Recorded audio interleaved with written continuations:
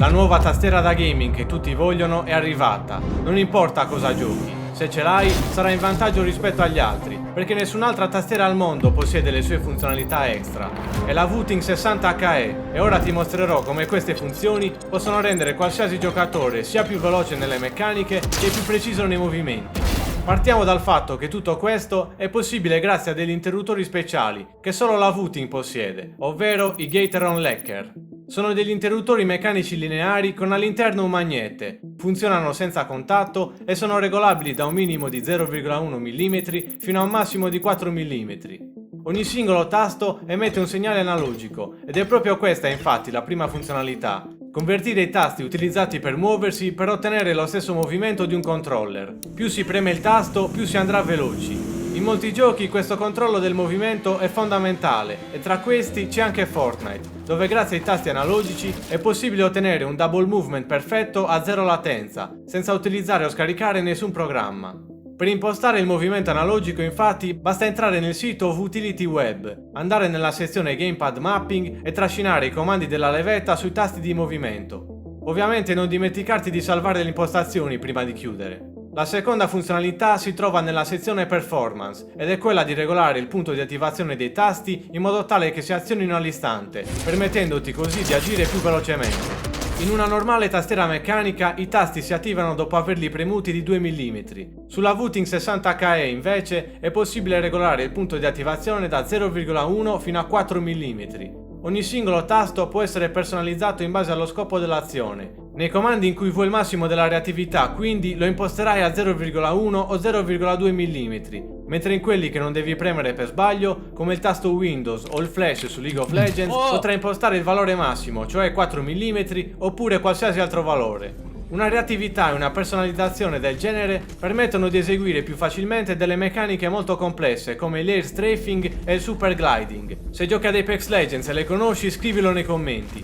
La possibilità di regolare il punto di attivazione inoltre può essere combinata ad un'altra funzione, ovvero il Rapid Trigger. Impostarlo nei tasti di movimento, per esempio, in un FPS tattico come Valorant dà un enorme vantaggio nello strafing.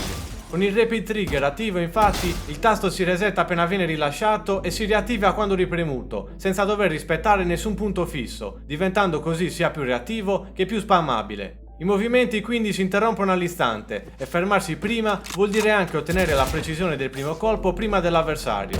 E non finisce qui, perché c'è anche un'altra funzione da attivare assolutamente quando si gioca per ridurre al minimo la latenza di input, cioè la Tachyon Mode. Una volta attivata, infatti, i processi inutili della tastiera vengono disattivati, tra cui anche gli effetti RGB, e la priorità assoluta diventa la velocità, per riconoscere nella metà del tempo i segnali inviati.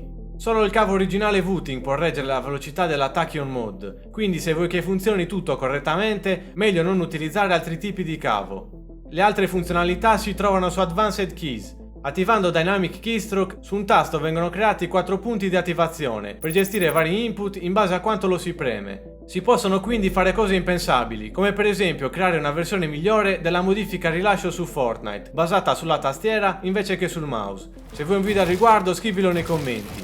Su Valorant invece il DKS può essere utilizzato per facilitare il counter strafing, che non solo fa ottenere la precisione del primo colpo ancora più velocemente, ma ti rende anche più difficile da colpire.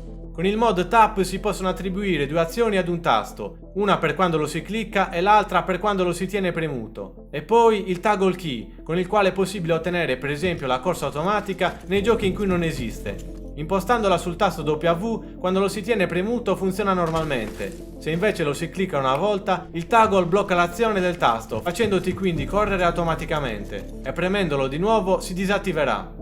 Per evitare di attivarlo per sbaglio però è meglio rimappare la W su un tasto non utilizzato. Per farlo basta entrare nella sezione Remap, trascinare la W per esempio sulla Z, tornare su Advanced Keys e riattivare il Toggle Key. Come puoi vedere poi ho creato vari profili e li ho configurati diversamente, così da sfruttare solo le funzioni di cui ho bisogno regolate al meglio per quel gioco e poi ritornare al profilo predefinito per usare la tastiera normalmente. Si può passare da un profilo all'altro anche tramite le scorciatoie, utilizzabili premendo Fn in combinazione ad un altro tasto. I profili tra l'altro si possono condividere ed importare, in descrizione infatti metterò i miei codici.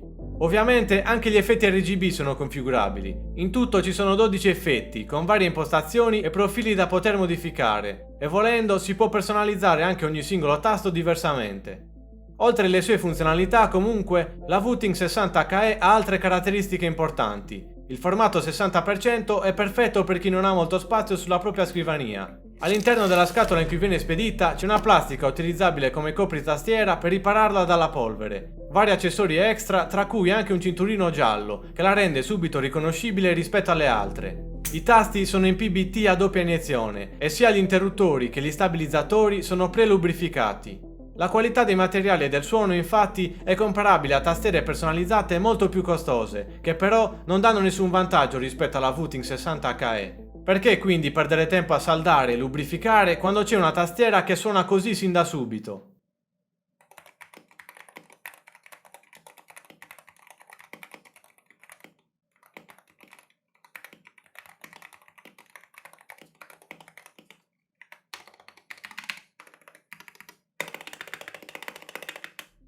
Spero tu abbia delle buone cuffie, altrimenti non hai potuto goderti il test del suono dei tasti. Se non le hai, non ti preoccupare, ti mostro delle IEM economiche che fanno capire subito dove si trova il tuo avversario, così avrai ancora un ulteriore vantaggio.